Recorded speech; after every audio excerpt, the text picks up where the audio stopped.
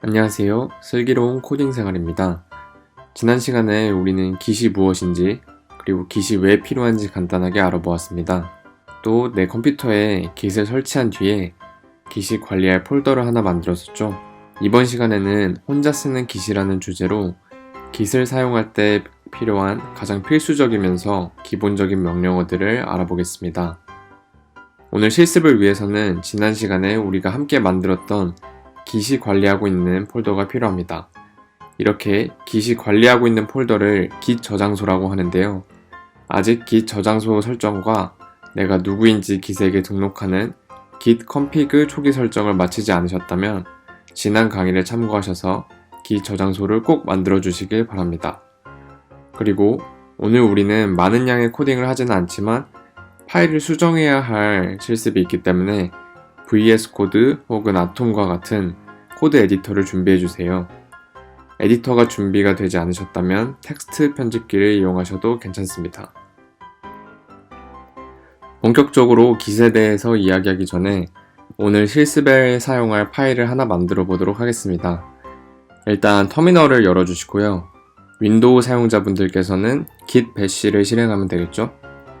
터미널에서 우리가 만들었던 폴더로 이동을 해야 합니다. 리눅스 커맨드가 익숙하신 분들은 괜찮으시겠지만 리눅스 커맨드가 익숙하지 않으신 분들에게 가장 추천드리는 방법은 방금 이렇게 연 터미널에 저희가 원하는 폴더를 드래그 앤 드롭 해주는 것입니다. 저는 지난 시간에 git 튜토리얼이라는 폴더를 하나 만들어서요. 이 폴더를 터미널 안으로 그대로 드래그를 해주겠습니다. 그리고 경로를 이동하는 리눅스 커맨드인 cd를 이렇게 복사된 경로 제일 앞에 붙여주시고 스페이스바를 해서 실행해 주도록 하겠습니다. 여기서 새로운 파일을 만들어 볼 텐데요. 간단하게 새로운 파일을 생성할 수 있는 리눅스 커맨드는 touch라는 리눅스 커맨드입니다. touch하고 파일명을 입력하시면 내용이 비어있는 저희가 원하는 파일명만 가진 파일이 하나가 생성이 됩니다.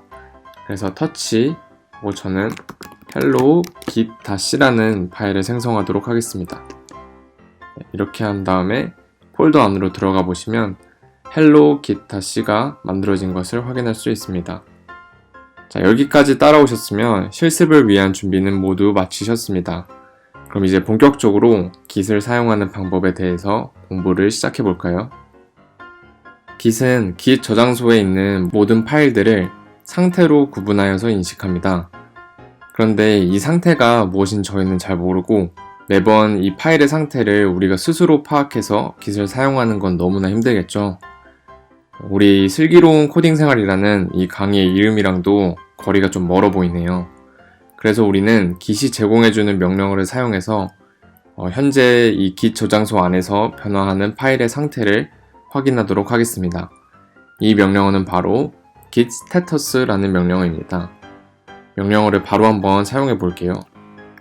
git status를 입력하고 엔터를 눌러주시면 여러 가지 정보들이 나옵니다.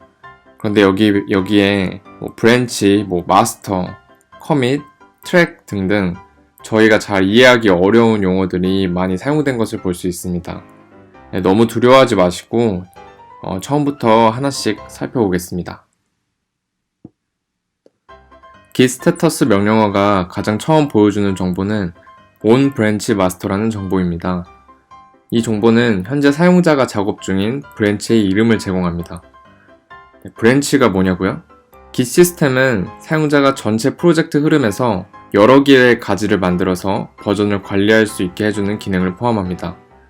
예를 들어서 제가 어떤 프로그램을 만들고 있을 때 기존 기능을 유지하면서 또 새로운 기능을 구현하고 싶다면 새로운 흐름인 브랜치를 만들어 기능을 추가하는 시도를 할 수 있습니다. 브랜치가 만들어지면 파일의 모든 변경사항은 작업 중인 브랜치에서만 적용이 됩니다. 그래서 이렇게 하면 기존 브랜치 가지에서 구현된 기능들을 망칠 필요가 전혀 없이 새로운 기능을 구현하고 테스트해 볼 수 있죠. 새로운 기능의 구현이 실패한다면 언제든지 기존 브랜치로 돌아오면 되니까요. 다시 Git 스테터스로 돌아와서 이 문장을 다시 살펴보면 저희가 현재 작업 중인 브랜치가 마스터라고 합니다. 그런데 우리는 이 브랜치에 대해서 아무런 설정도 따로 해주지 않았죠. 프로젝트를 처음 생성하게 되면 무조건 작업의 흐름이 하나가 생기게 됩니다. 그리고 Git은 가장 기본이 되는 이 작업의 흐름을 마스터라는 이름으로 부르게 됩니다. 브랜치에 대한 더 자세한 내용은 이후 강의에서 더 자세히 알아보도록 합시다. 그래서 지금은 Git 시스템은 프로젝트의 작업 흐름을 여러 갈래로 나누어 관리할 수 있게 해주고 그 갈래를 우리는 브랜치라고 한다. 그리고 또 가장 처음 생성되는 기본이 되는 브랜치의 이름은 마스터이다. 이 정도만 잘 기억하고 일단 넘어가도록 합시다. 그리고 또 새로운 단어가 등장하네요. 이 문장을 해석을 해보면 아직 커밋이 없다고 하는데 커밋이 무엇일까요? 이 커밋 역시 우리가 곧 더 깊게 공부할 예정이지만 지금 현재로서는 Git 시스템에 새로운 변경사항을 저장해서 새로운 버전을 만든다 라는 것이 커밋이라고 기억합시다. 그리고 지금은 이 Git 저장소에서 만들어진 새로운 버전이 없다는 것을 의미하겠죠. 마지막에 나오는 정보는 untracked files라는 메시지입니다. Git 스테터스를 처음 말씀드리면서 Git은 파일들을 상태로 구분하여 인식한다고 말씀드렸죠. Git 저장소에 파일이 새로 만들어지면 그 파일은 어떤 파일이든지 항상 untracked 상태에 있습니다. untracked는 Git의 관리 대상이 아니라는 것을 의미하죠. 그래서 우리가 프로젝트를 진행하면서 만드는 여러 파일들 중에서 Git이 관리하길 원하는 파일들을 선택해서 Git 시스템에 등록을 해줘야 합니다. 이렇게 Git에 등록된 파일들만 파일의 내용에 변화가 생길 때 Git이 그것을 인식을 하게 됩니다. untracked 상태의 파일들은 절대로 새로운 버전인 커밋에 등록되지 않죠. 아까 커밋이라는 개념에 대해서 잠깐 설명을 했었죠. 그럼 지금 우리 폴더 안에 있는 untracked 파일을 Git의 관리 대상으로 한번 지정을 해볼까요? untracked 상태의 파일을 Git의 관리 대상으로 만들 때 사용하는 명령어는 git add라는 명령어입니다. git add는 다양한 용도로 사용되는 커맨드인데요. untracked 상태인 파일을 tracked 상태로 변경해서 Git의 관리 대상으로 만드는 용도로 사용이 많이 됩니다. 사용법은 굉장히 간단합니다. git add라는 명령어를 입력을 하시고요. git add 그리고 이 add를 통해서 등록하고 싶은 파일의 이름을 추가해 주시면 됩니다.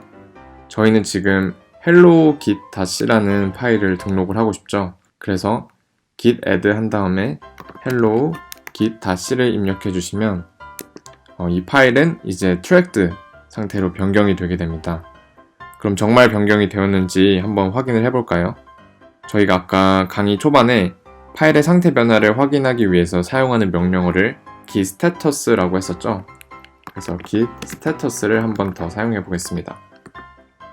다른 정보들은 모두 동일한데 마지막에 있던 untracked files라는 메시지가 changes to be committed로 바뀐 것을 확인할 수 있습니다. 아까 우리는 커밋을 새로운 버전을 하나 만드는 것이라고 했죠. 커밋이 될 변경사항이 있다고 나오는 것을 보니까 이 파일이 이제 Git의 관리 대상에 들어갔다는 것을 알 수 있겠네요.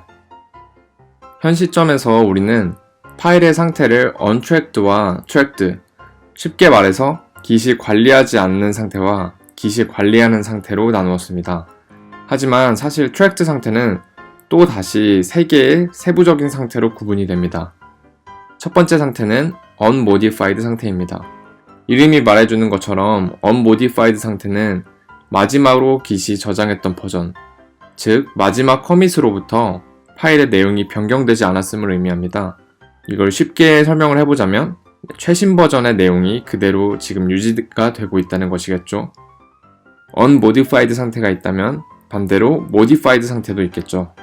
그래서 modified 상태는 마지막으로 Git에 등록되었던 파일의 내용이 다시 변경된 상태를 의미합니다. 마지막으로 저희는 untracked 상태였던 파일을 git add 명령어를 통해서 tracked 상태로 바꾸고 commit, 쉽게 말해서 파일의 새로운 버전을 만들 준비가 된 상태로 만들었습니다. 이렇게 git add 명령어를 통해서 커밋이 될 준비를 마친 상태를 staged 상태라고 합니다. 이렇게 저희가 3개의 상태, unmodified, modified, 그리고 staged 상태를 배웠는데요. 이렇게 Git 시스템의 관리를 받는 파일들은 이 세 상태를 계속 번갈아 가면서 가지게 됩니다. 스테이징으로 다음 버전에 포함될 파일들을 등록했다면 이제 그 파일들의 변경사항을 새로운 버전으로 만들어야겠죠. 현재 스테이지에 등록된 파일들을 새로운 버전으로 만드는 작업을 우리는 커밋이라고 부릅니다. 그래서 이 커밋을 위한 명령어는 git commit입니다. git commit 명령어는 특이하게 무조건 함께 따라와야 하는 옵션이 있습니다. 바로 -m과 commit message인데요. 커밋을 하기 위해서는 무조건 -m을 뒤에 붙이고 commit message라는 것을 항상 작성을 해야 합니다. commit message는 이 버전을 대표하는 변경사항을 적어주는 것이 일반적입니다. 만약 새로운 파일을 만들고 스테이징한 뒤에 커밋을 한다면 git commit -m create new file 이런 식의 커밋 메시지를 만들면 되겠죠. 이제 실습을 진행해 볼 텐데요. 지금까지 우리가 배웠던 커맨드들이 굉장히 많았기 때문에 일단 이 강의는 여기서 마무리를 짓고 다음 강의에서 실습을 진행해 보도록 하겠습니다. 아직 Git의 기본적인 개념이나 커맨드들이 조금 헷갈리신다면 오늘 강의를 잘 정리하시고 다음 강의로 이동하시기를 추천드립니다. 슬기로운 코딩 생활이었습니다.